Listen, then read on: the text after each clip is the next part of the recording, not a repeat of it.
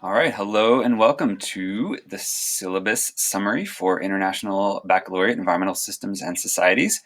Our syllabus starts, of course, with the IBESS. Love birds, love puns, can't pass that one up. This video and the syllabus itself will also be posted to the syllabus page on our Canvas course, so you are free to check it out at any time and relive the magic.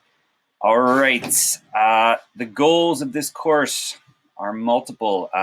It is to equip students with the knowledge and skills to address global climate crisis, participate in the climate justice movement, inform them about problems and solutions within the environment, and to support their development as scientists. This is a class where a lot of what we do is super applied, right? We're going to be learning some things, we're going to be applying them to real world situations, both right here in our own neighborhood and at a global scale. So we try to operate at a bunch of scales. There's a textbook that goes along with it that you're going to need. I'll often assign reading in preparation for class. Everything else is going to be posted on our Canvas page, and then our synchronous classes will be held over Zoom. All right, the topics as laid out by the IB give us 8 topics to study, starting with foundations of environmental systems and societies, things like systems theory, environmental values, stuff like that we'll keep talking about for the whole year. Then we move into some study of ecosystems and ecology, building on what students have already done or are currently doing in their biology classes. Then we move on to talk about some biodiversity and conservation, talk about water systems, soil systems, atmospheric systems. Climate change is a year-long theme, but also has its own unit within the IB syllabus. And then wrap it up with some talk about human systems and resource use. We have a few big questions that we will be circling back to throughout the course of the year. Things like, how does this topic relate to the use of a systems approach and the use of models, strengths and weaknesses revealed through the study of this topic, and a few other major questions that we will circle back to. Let's talk grading for a second. 20% of the class grade is formative assessments. This is how you build knowledge and help me track your progress. Daily work, practice work, things like that, 20% of your grade. Then 80% of the grade is summative assessments. These would be things like tests, projects, research papers, presentations. This is when you demonstrate your knowledge. You prove to me that you've learned something. All of our grades are on the IB 7-point scale, and then your final grade is a weighted average. And we'll talk more about that rubric in just a second. I do want to mention IB assessment. Students may take the IB Environmental Systems and Societies SL exam in May at the end of this course. I will be sharing a document within the next week or so with some details about preparation that students will need to do in addition to the work in class. Because of the limited number of hours we have for instruction in the distance learning model, students in, I would say, pretty much every IB class where they plan to test are going to need to do some extra work outside of class. It's just a feature of our system this year. All right, I got a few rubrics here for you. The one that might be pretty useful is your self-scoring rubric, right? After we work on something, work on a learning target, look through there and see if you can look at yourself. How well do you understand this stuff?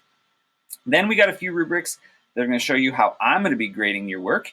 This would be our formative assessment rubric. 6s and 7s earn an A, 5s a B, 4s a C, 3s a D, 2s and 1s not earning credit yet, depending on how much learning you've demonstrated. And then our summative assessment rubric, again on the 7-point scale, same letter grades in association with those numbers. Basically just how well did you master the learning target? How well did you demonstrate your understanding? And as I'll mention in just a moment, all of these grades are subject to change should you wish to improve them. All right, if we're going to talk attendance for a minute, in synchronous classes, we will be meeting through Zoom. Attendance in those Zoom calls is mandatory. We have 1 a week, so they are super, super important. I try to prioritize our most important learning activities during that time, so I need students to prioritize being present during that time. If you cannot make it, communicate to me through email and remind you're still responsible for that work. And asynchronous classes twice a week. On, Mondays, students can find asynchronous assignments on our Canvas page. And on Wednesday mornings, they can find an announcements video. I try to push a lot of the announcements and class business into that Wednesday video to save time in our synchronous class, as I mentioned, for the most important learning activities. So let's talk about late work for a moment. Typically, assignments will be due a week after they are assigned. That would be your priority deadline. I'll grade them, get them back to you. They can be revised if you wish. I would strongly encourage you to stay on top of those priority deadlines. If you get behind on work, it just piles up, right? This happens across all your classes, and it can be challenging to bounce back. So, however, because I want students to be doing their best learning and demonstrating as much learning as possible to me, I will take assignments at any time up until the end of the quarter, and they are eligible for revision as many times as a student wants to. The number one and only priority of my entire grading system is to help students do their best learning. That's it. Everything else is details. So I have a bunch of dates here for you. Let's talk about first quarter, just as an example. About 2 weeks before the end of the quarter, anything that you want to revise, you want the chance to revise it, I need it turned in by that time. So we're seeing October 23rd. 1 week later, I will have all of that work graded and returned to you so that you can revise it if you wish, and have our final quarter due date on Wednesday, November 4th, right? So then I get all the work in by Wednesday, I do the grades and submit them by the end of the quarter. That pattern repeats in our other quarters. 2 weeks before the end, I need all work that you want to revise. A week later, I get it back to you. And then a few days after that, you turn it in for the final time. All right, let's talk academic integrity for a moment.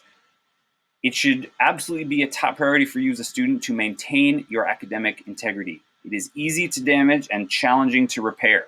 Now, any type of plagiarism or cheating would be a violation of your academic integrity. Intentionally plagiarized assignments will not receive credit and will not be eligible for revision. But here's the thing.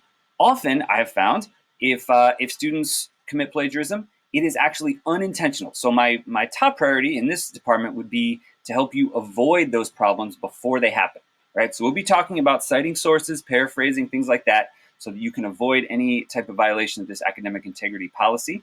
I'm happy to answer questions. You will include some informal citations with classwork, things like a link to your source material. Internal assessments are going to use more formal citations, APA, MLA, things like that. And we'll talk about it when we get to the internal assessment. All right, I would strongly encourage students to ask for extra help if they need it. I have office hours Wednesday after lunch, 12:35 to 1:50, Zoom link on Canvas. And if you're going to ask a question in synchronous class, I guarantee you some other student in the class has that question as well. So you're actually doing them a favor by asking that question.